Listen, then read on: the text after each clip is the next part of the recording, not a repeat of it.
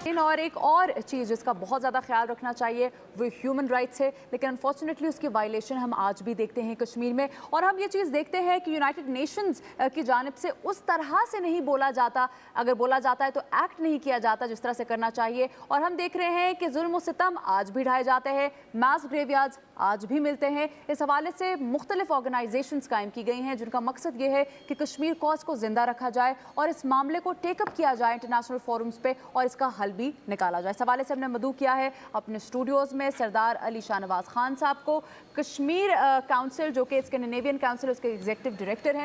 سب سے پہلے تو آپ سے پوچھنا چاہیں گے کہ یہ جو آپ نے کاؤنسل بنائی ہوئی ہے اس کا مقصد کیا ہے اور اس کا ایجنڈا کیا ہے؟ Thank you very much for inviting me here first of all.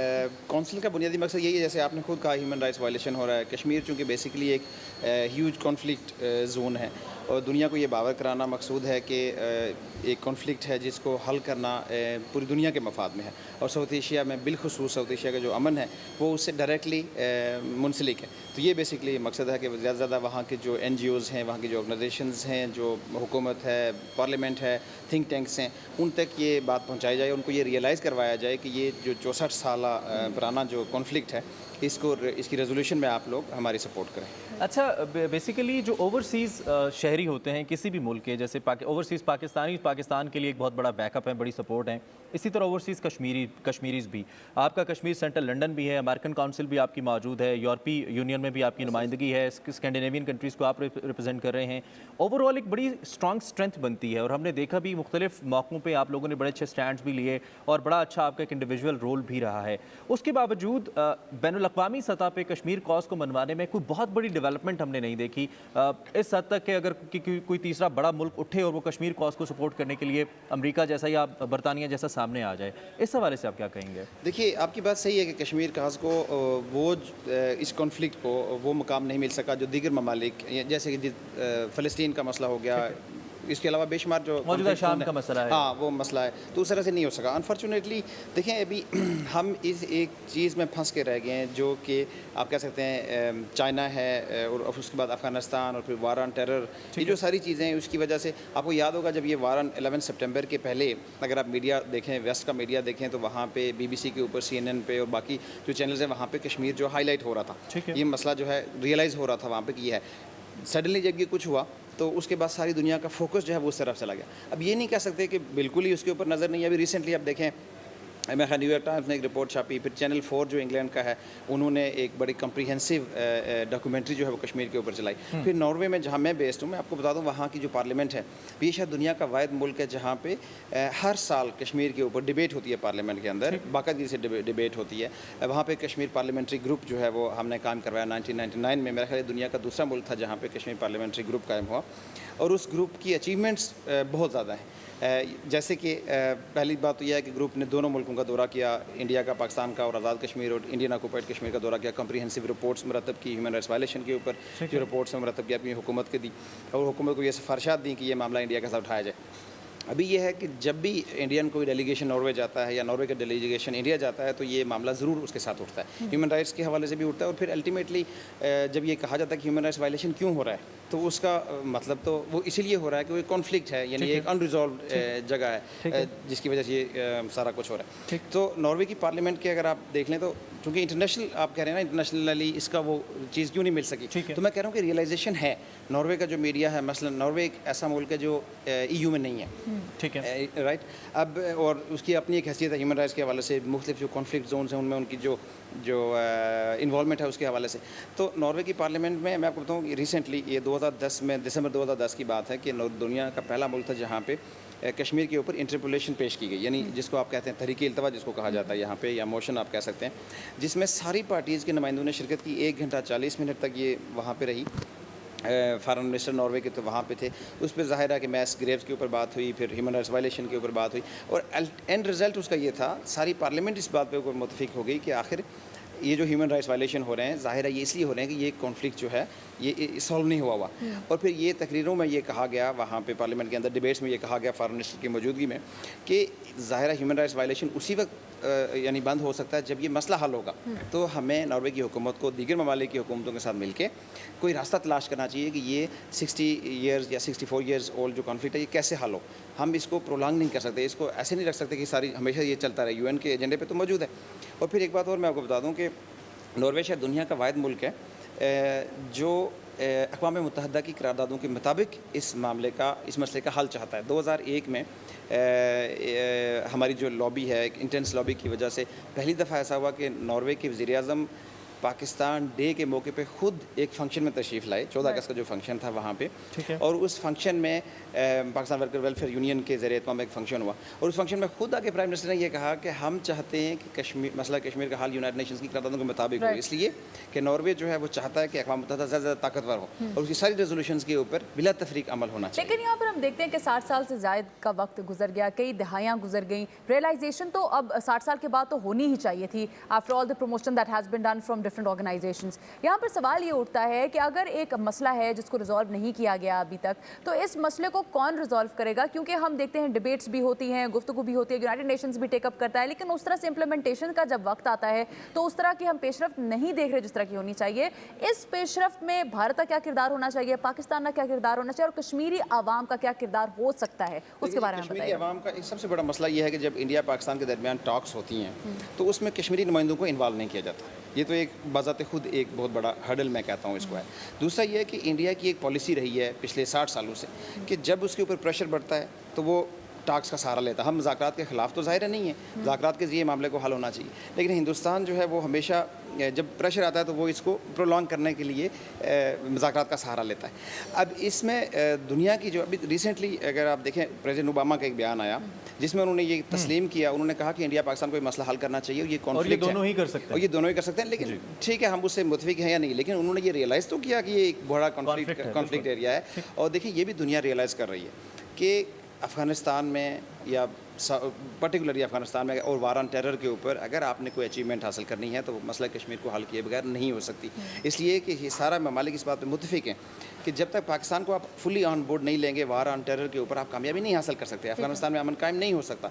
लेकिन पाकिस्तान को फुली ऑन बोर्ड करने के लिए ये ज़रूरी है कि उसके कंसर्न्स जो हैं उनको भी एड्रेस किया जाए। जो कि मेन कंसर्न पाकिस्तान का तो ज़ाहिर है कश्मीर है, वहाँ पर हमारी फोर्सेज लगी हुई हैं, वहाँ पर इतने अखराजात हो रहे हैं, तो अगर इस यहाँ से पाकिस्तान को रिलीफ मिलेगी तो पूरा का पूरा फोकस जो है पाकिस्तान का वो वार ऑन टेरर के ऊपर। स्कैंडिनेवियन कंट्रीज़ के हवाले से अगर बात करें, जैसे कि आपने कहा कि ईयू में भी नहीं है, एक तो ये है कि वर्ल्ड प्रेशर ग्रुप ओवरऑल जो बनता है उसमें, और ओवरऑल वर्ल्ड फाइनेंशियल एक जो कहना चाहिए कि एक साइड है उसमें, एक तो स्कैंडिनेवियन कंट्रीज़ का कितना रोल है, कितनी इंपॉर्टेंस है इनकी। और उस लिहाज से आप यकीनन मेरी बात से मुत्तफिक होंगे, जब पैलेस्टाइन का फ़लस्तीन का इशू हुआ था तो Denmark was standing side by side, और Denmark was one of the initial countries, start के जो ममालिक जिन्होंने इस बात के हक़ में वोट किया था पैलेस्टाइन के, डेनमार्क उनमें से एक था, नॉर्वे भी साथ ही है। तो अभी मौजूदा स्टैंस के अंदर ये ममालिक इतने क्लियर क्यों नहीं हैं कश्मीर के हवाले से, और वाज़े तौर पर ये, क्योंकि ये तो इनिशिएटिव है किसी एक मुल्क ने लेना है और उसके बाद एक सिलसिला चलेगा, तो ये ममालिक इनिशिएटिव क्यों नहीं लेते? आप तो उनकी पार्लियामेंट को भी रिप्रेजेंट करते हैं। कश्मीर के हवाले से बात कर रहे हैं, देखिए कश्मीर के हवाले से अगर नॉर्वे का, तो मैंने आपको बता दिया, ये ऑफिशियल स्टैंड है नॉर्वे का, जो प्राइम मिनिस्टर ने खुद कहा कि हम यूएन रेजोल्यूशंस जो हैं उनके ऊपर अमल दरामद चाहते हैं। स्कैंडिनेवियन कंट्रीज़ जो हैं, 4 ममालिक basically, Norway, Sweden, Denmark and Finland को हम कहते हैं स्कैंडिनेवियन ममालिक। बाकी ममालिक में भी ये रियलाइजेशन है, डेनमार्क में भी ये है, लेकिन नॉर्वे जो है उसका, चूंकि वो ईयू से बाहर है, बाकी सारे ममालिक ईयू के अंदर हैं, तो बाकी जो ममालिक हैं उनको वो पॉलिसी इख्तियार करनी पड़ती है जो ईयू की है, चाहे वो कश्मीर के ऊपर हो या कोई भी और ममालिक। नॉर्वे जो है उसने फ़लस्तीन के ऊपर एक क्लियर स्टैंड लिया था। मेरा ख्याल है आप थोड़ा सा गलती हो रही है, नॉर्वे का जो स्टैंड था, नॉर्वे ने तस्लीम किया था हमास की जब गवर्नमेंट बनी थी, तो उन्होंने नॉर्वे ने सबसे पहले किया था, जिसके ऊपर बड़ा क्रिटिसिज्म हुआ था। उसकी वजह ये थी कि नॉर्वे ईयू से बाहर था। ठीक है, तो नॉर्वे का तो आज भी कश्मीर के ऊपर बड़ा क्लियर स्टैंड है, और मैं समझता हूँ कि वो मुबारकबाद के मुस्तहिक है। ये मुल्क छोटा सा मुल्क है, लेकिन मुबारकबाद का मुस्तहिक इसलिए है कि आज कौन सा मुल्क है जो बाहर जाके ये कहता है कि कश्मीरियों का जो मसला है उसको अक़वाम मुत्तहिदा के तहत हल होना चाहिए? कौन सा मुल्क है जो कहता है कि ह्यूमन राइट्स वायलेशन हो रहा है? और मैं आपकी रिसेंटली आप देखें कि ये जो इंडियन यूपीआर था जेनेवा में, ह्यूमन राइट्स काउंसिल में, जो यूएन की ह्यूमन राइट्स काउंसिल, उसमें Norway was the only country named, by name उन्होंने कहा कि जम्मू एंड कश्मीर का नाम लेके उन्होंने कहा कि ये जो ड्रैकोनियन लाज हैं उनको ख़त्म होना चाहिए। और किसी और सारे ममालिक ने उसकी तकलीद की, उनको कहा कि ये बिल्कुल सही है, इंडिया के ऊपर दबाव बहुत ज़्यादा प्रेशर है, लेकिन किसी मुल्क ने नाम नहीं लिया। Norway was the only country जिसने ये नाम लेके कहा, तो ज़ाहिर है ये एक अचीवमेंट है। और इंडिया में भी अगर आप देखें तो उसके ऊपर अमल दरामद शुरू हो रहा है। इंडिया की तरफ से भी सिग्नल आ रहे हैं कि हम इन ड्रैकोनियन लॉज को ख़त्म करेंगे। यहाँ पर ये बताएगा कि आप तो नॉर्वे को ज़ाहिर रिप्रेजेंट करते हैं, पार्लियामेंट को रिप्रेजेंट करते हैं, यूरोपियन यूनियन उस तरह से इसमें अपना एक जो किरदार अदा कर सकती है वो बिकॉज इकनॉमिकली भी स्ट्रॉन्ग है और एक से भी है यूरोपियन यूनियन की, उसको यूज़ क्यों नहीं करती कश्मीर कॉज में? ऐसी क्या वजह है कि आज तक उन्होंने अपना फुट जो है वो पुट डाउन नहीं किया? क्या वो भारत के साथ अच्छे ताल्लुकात रखना चाहते हैं इसकी वजह से वो खामोश हैं, या फिर उनको रियलाइजेशन ही नहीं है कि ये कितना इंटेंस मामला है? देखें, इसके लिए तो एक इंटरनेशनल जो सियासत है ना उसको समझना पड़ेगा। चाइना की बेसिकली यूरोपियन यूनियन को आप कह लें या वेस्टर्न जितने भी कंट्रीज़ हैं वो चाइना से किसी हद तक खौफजदा है, और उसके मुकाबले वो इंडिया को खड़ा करना चाहते हैं। फिर इंडिया एक बड़ा डेमोक्रेटिक कंट्री है जिसने अपने इंस्टीट्यूशंस को मनवाया भी है। उसके इंस्टीट्यूशंस जो हैं, देखो डेमोक्रेसी है वहाँ पे, कभी मार्शल नहीं लगा, डेमोक्रेसी रही है। आज के दौर में आप देखें कि किसी भी मुल्क में जहाँ डेमोक्रेसी है उसको वो प्रायोरिटी दी जाती है, उस मुल्क की बात सुनी जाती है।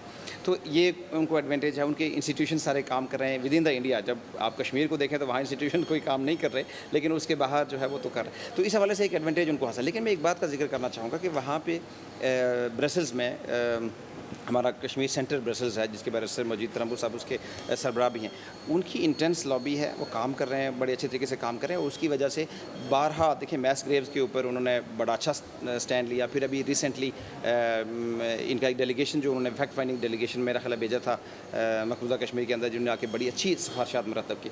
तो थिंग्स आर मूविंग फारवर्ड। ये इस तरह से नहीं है कि कुछ नहीं हो रहा, कोई डेड लॉक खुदा न खास्ता इस चीज़ में नहीं। ठीक है, कश्मीर के ऊपर तो हमने बात की। एक और अहम, आपसे ऑफ एयर भी बात हुई थी, बड़ा एक अहम मसला डेनमार्क के हवाले से रहा। कुछ नबी करीम सल्लल्लाहु अलैहि वसल्लम के तौहीन आमेज़ खाके बनाए गए, और उसके बाद पाकिस्तान में मौजूद जो कुछ डैनिश या कुछ नॉर्वेजियन कंपनीज़ हैं उनको भी बड़ी मुश्किलात का सामना रहा। और उसमें जो ओवरऑल निगोसिएशन हुई बाद में हालात में, हाँ जी, उसमें आपने बड़ा इंपॉर्टेंट आपका एक रोल है। एक तो वो रोल क्या था वो आपसे जानना चाहेंगे। दूसरा मेरा क्वेश्चन यहाँ पे ये है कि अक्सर इस किस्म के वाक़यात इन कंट्रीज़ से क्यों उठते हैं? वहाँ पे ऐसी कोई लॉ क्यों नहीं बना दिया जाता, या वहाँ पे जो पाकिस्तानीज़ या मुस्लिम्स हैं आपकी तरह जो रिप्रेजेंट करते हैं, गवर्नमेंट में मौजूद हैं, वो इस तरह के किसी लॉ को प्रोसीड क्यों नहीं करते ताकि मुस्तकबिल में कोई ऐसे वाक़यात ना हो? पहली बात यह है कि मैं गवर्नमेंट को रिप्रेजेंट नहीं करता। पार्ट ऑफ गवर्नमेंट और somehow having an authority. Democratic party है, उनके चेयरमैन का एडवाइज़र के तौर पे मैं काम करता हूँ। बात यह है कि वहाँ पे फ्रीडम है, फ्रीडम ऑफ स्पीच है, और मैं अगर वहाँ पे आज़ाद हूँ खुद, तो मैं इस वजह से आज़ाद हूँ कि वहाँ पे फ्रीडम ऑफ स्पीच है। देखिए वहाँ पे मसाजिद हैं,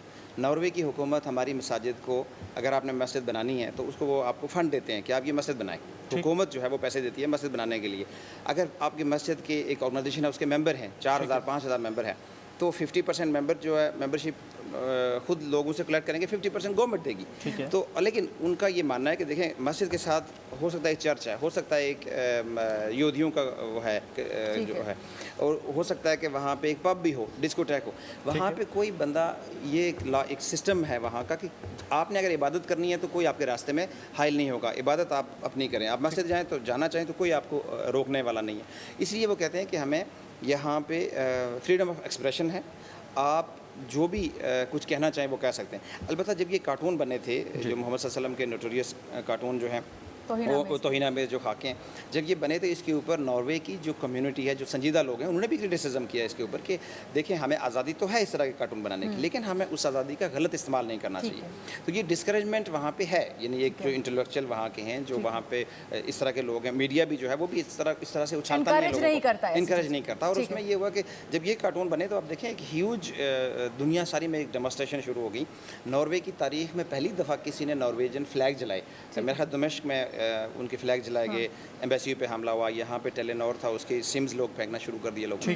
तो उसमें ये था कि हमारे लिए बड़ा मुश्किल था। मुसलमानों की तारीख़ का ये कहा जाता है, ये आर्टिकल्स में भी लिखा गया कि नॉर्वे के मुसलमानों की तारीख़ का सबसे मुश्किल वक्त था नबी सल्लल्लाहु अलैहि वसल्लम के कार्टून जब। तो उसकी वजह ये थी कि डेमोस्ट्रेशन पूरी दुनिया में शुरू हो गई। फिर वहाँ पे जो लोग हैं वो आहिस्ता आहिस्ता हमारे खिलाफ होना शुरू हो गए। वहाँ की लोकल कम्युनिटी की ये लोग जो हैं ये प्रॉब्लम क्रिएट कर रहे हैं हमारे मुल्क में आके, और ये फ्रीडम ऑफ एक्सप्रेशन के ऊपर यकीन नहीं रखते। हम वो कहते हैं कि हम अगर ईसा अलैहिस्सलाम के इस तरह के कार्टून बना सकते हैं तो हम इनके प्रॉफिट के क्यों नहीं बना सकते। उनकी समझ में ये चीज़ नहीं आती। तो खैर ये एक लंबा प्रोसेस है, उसमें मैंने क्रिश्चियन क्रिश्चियन डेमोक्रेटिक पार्टी के जो उस वक्त के चेयरमैन थे मिस्टर दागफिन होइब्रतन, उनके साथ मिलके तो एक रिकन्सिलिएशन प्रोसेस स्टार्ट किया जो कि एक हफ्ता डेढ़ हफ्ता तक जारी रहा। और बाद में उसके काफी फाइनली fruitful फाइनली results हमें उसने मिले। नहीं, जिसने ये कार्टून छापे थे उसने माफ़ी मांगी, इंडस्ट्री मिनिस्ट्री की बिल्डिंग में जाके बकायदा प्रेस कॉन्फ्रेंस हुई, वहाँ पे CNN BBC से लेके यू नेम इट, हमने all साहब media हमारे में- पास वक्त बहुत कम है, मौजू तो ऐसा है कि इस पर मजीद बातचीत की जा सकती है लेकिन वक्त की कमी है। आपका बहुत शुक्रिया, और आपने कश्मीर समेत ये अहम मसला जो आखिर में हमने आपसे डिस्कस किया इस पर बातचीत की। इंशाल्लाह आइंदा भी अगर वक्त मिला तो ज़रूर आपका वक्त कीमती लेंगे और आपसे बात करेंगे। हमारे साथ हमारे गेस्ट मौजूद थे जिनसे हमने कश्मीर के साथ साथ कुछ और अहम मसाइल बैनुल-अक़वामी दुनिया के हवाले से उन पर बातचीत की, और ये एक अहम मौजू था जिसको आज हमने ज़ेर बहस लाया।